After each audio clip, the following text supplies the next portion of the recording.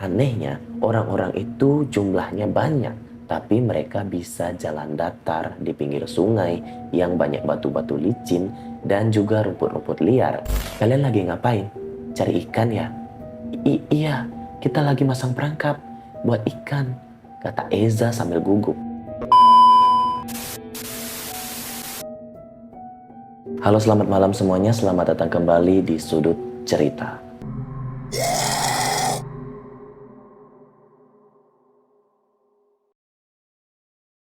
Hari ini kita akan menceritakan kisah horor yang ditulis oleh Olive, temanku sendiri, dan dia meminta ceritanya ini diceritakan di channel Sudut Cerita ini. Thank you ya buat Olive udah mau berbagi cerita.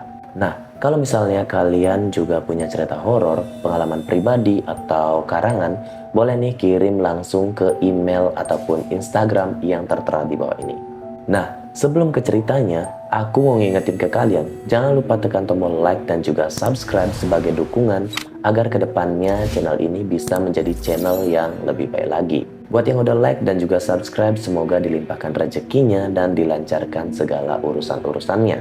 Amin. Oke, cerita kali ini agak serem, jadi buat yang penakut jangan nonton video ini sendirian malam-malam, karena bisa saja mereka ada di samping kalian.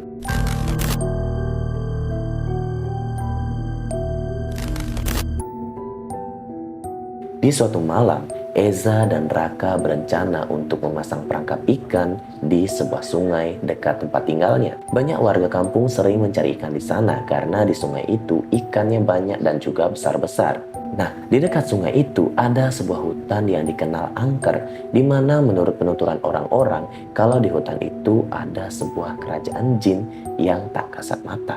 Namun balik lagi, itu hanyalah sebuah cerita yang belum diketahui kebenarannya. Nah, karena di sungai itu banyak ikan, Eza dan juga Raka seolah-olah bodoh amat dan tidak mempedulikan hal itu. Akhirnya, saat itu Eza lagi memasang perangkap. Tiba-tiba, kayak ada yang ngelempar batu kecil di dekat perangkap ikan itu. Spontan Eza langsung menoleh ke arah Raka dan ternyata Raka juga sedang asik memasang perangkap ikannya.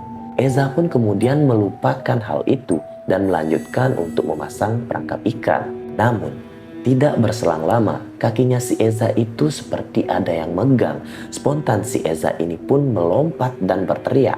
Si Raka yang melihat hal itu pun ikut terkejut dan bertanya ke si Eza, "Lu kenapa, Za?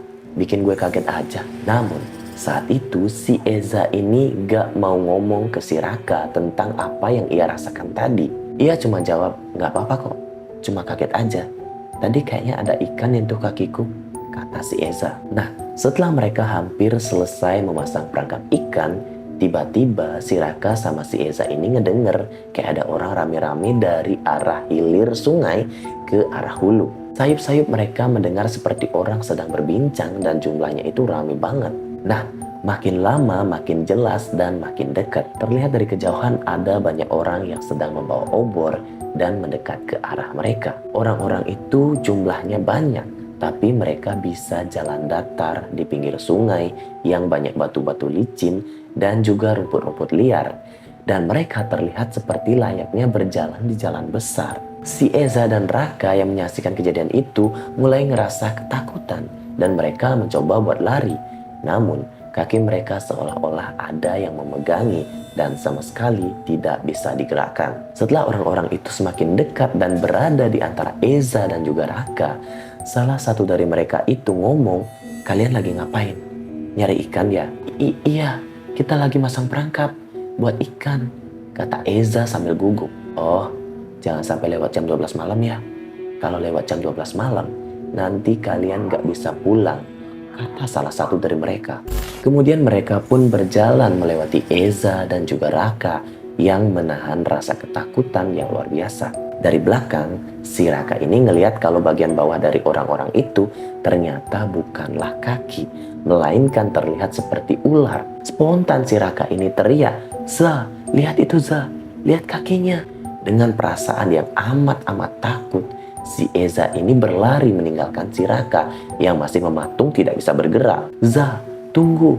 teriak si Raka yang terdengar makin lama makin menghilang. Setelah sampai di rumah si Eza dengan terengah-engah dan dengan penuh rasa takut, kemudian meminta bantuan ke keluarganya untuk menjemput si Raka yang masih tertinggal di sana.